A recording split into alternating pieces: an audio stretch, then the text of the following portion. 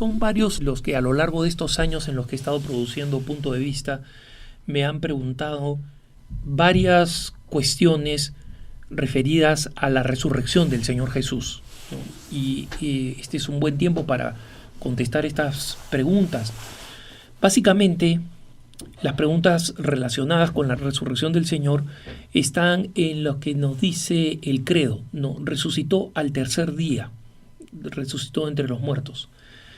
Y las preguntas son si resucitó, ¿no? Si no es una cuestión simbólica. Y para nosotros los católicos yo sé que es absolutamente absurdo poner en duda la resurrección histórica del Señor.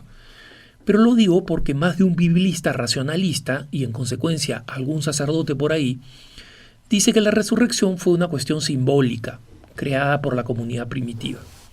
Eso no es lo que enseña la Iglesia.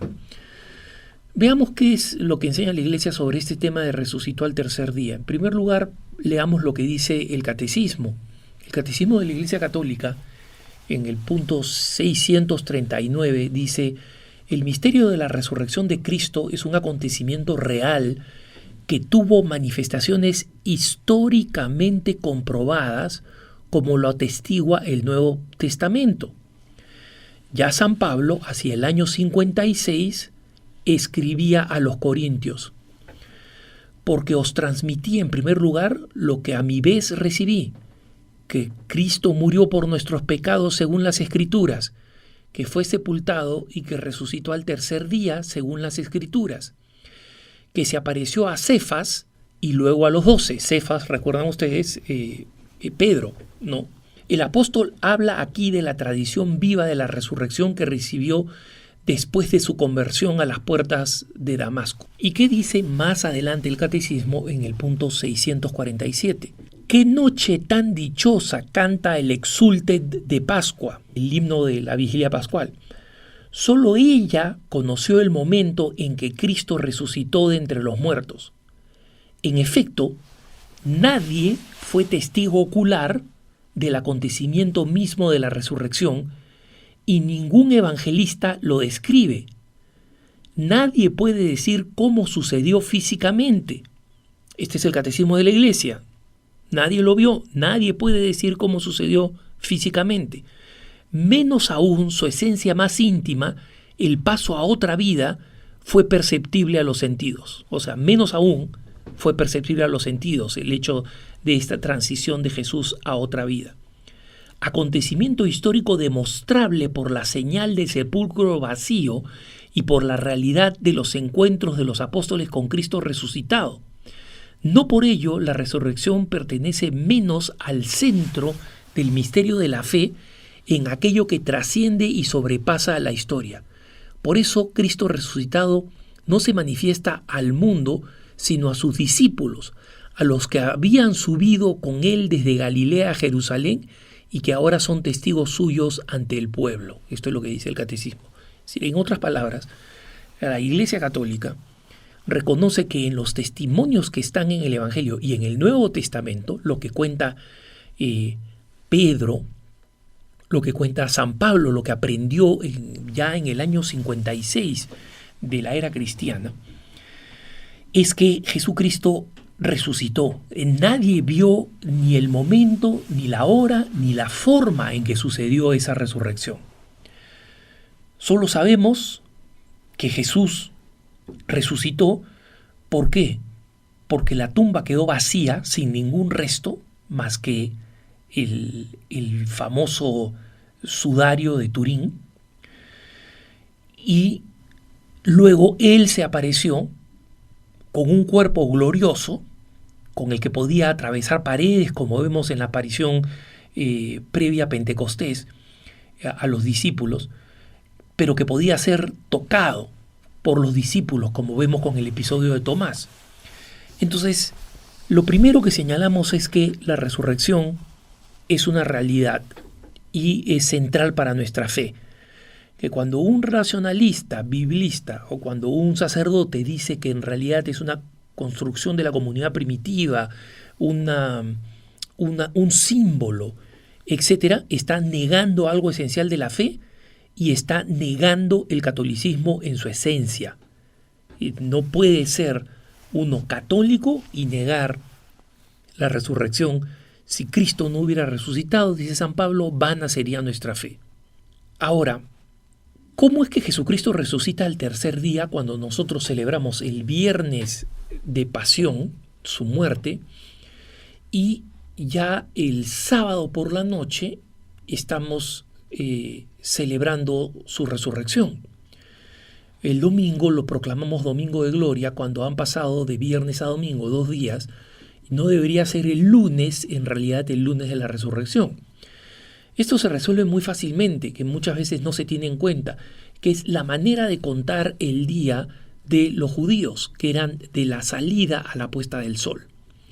En consecuencia, el día viernes, cuando Jesús muere, el primer día termina con la puesta del sol de aquel día. Y ya comienza otro día con su noche y con su día en el día sábado. A la puesta del sol se ha acabado el segundo día y entonces comienza el tercer día. Nosotros sabemos que Jesús resucitó en algún momento de la noche del tercer día. Y por eso que celebramos el domingo como el domingo de la resurrección, y por eso el sábado en la noche, siguiendo la tradición judía de la cuenta de los días, nosotros ya estamos celebrando el inicio del tercer día en su amanecer, ¿no? Y por eso es que simbólicamente la vigilia pascual se tiene que celebrar una vez puesto el sol. En los lugares donde anochece más tarde, la vigilia pascual se debe demorar para comenzar, ¿no? Nosotros estamos en el hemisferio norte, entrando ya a la primavera, las noches son más largas, la vigilia pascual tiene que comenzar más tarde porque el sol se tiene que haber puesto completamente para que sea inicio del tercer día. Y algunos preguntan por qué razón el Señor escogió resucitar al tercer día, ¿no? Descendió a los infiernos en ese lapso, y por qué son 3 días y por qué no 2 o por qué no 4. La respuesta definitiva a esa pregunta de por qué el Señor no resucitó al 4.º día o al 2.º o inmediatamente es una respuesta que va a estar siempre en el misterio de la voluntad infinita de Dios. Es decir, no vamos a poder explicarla completamente nunca. Un hermano me escribía que debe haber algún simbolismo hermoso, bello, especial en esto, y hay un simbolismo importante, pero nada que me parezca a mí especialmente conmovedor o bello. 3 días es el número 3, es el número de la perfección, ¿no?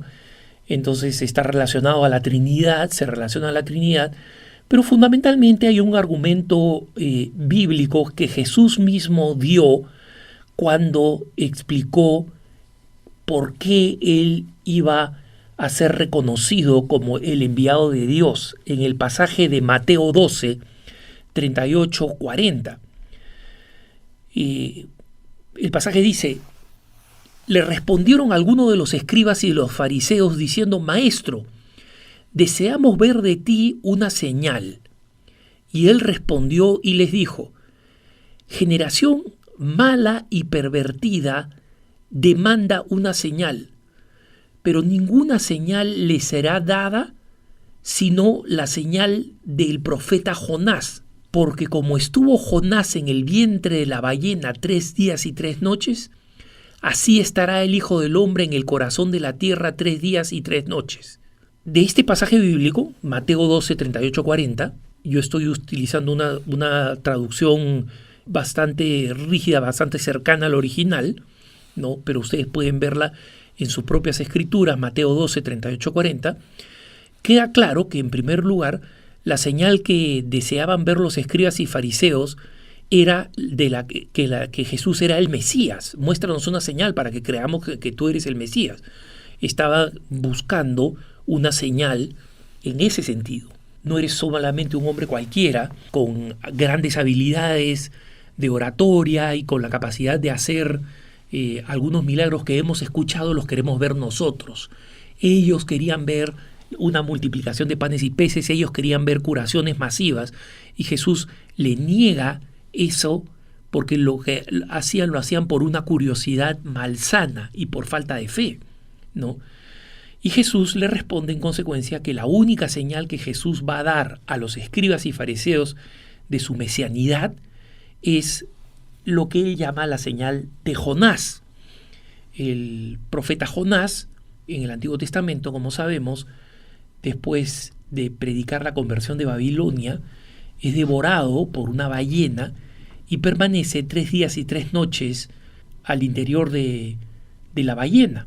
Y 3 días hebreos, como explicábamos. Y esa es la señal que va a dar Jesús con su muerte y su resurrección cambiada al tercer día, que es lo que hoy celebramos como el domingo, el primer día de la semana en el calendario judío.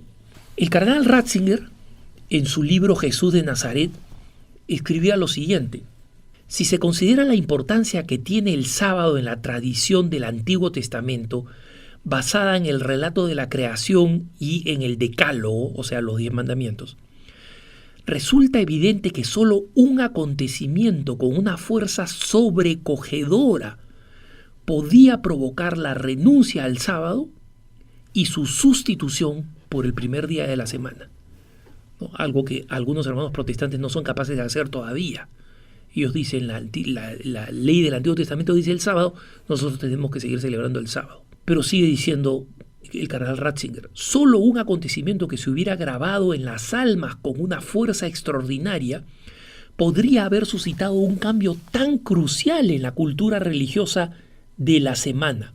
Para esto no habrían bastado las meras especulaciones teológicas. Para mí, dice el Papa Benedicto XVI, la celebración del Día del Señor, que distingue a la comunidad cristiana desde el principio, es una de las pruebas más fuertes de que ha sucedido una cosa extraordinaria en ese día: el descubrimiento del sepulcro vacío y el encuentro con el Señor resucitado.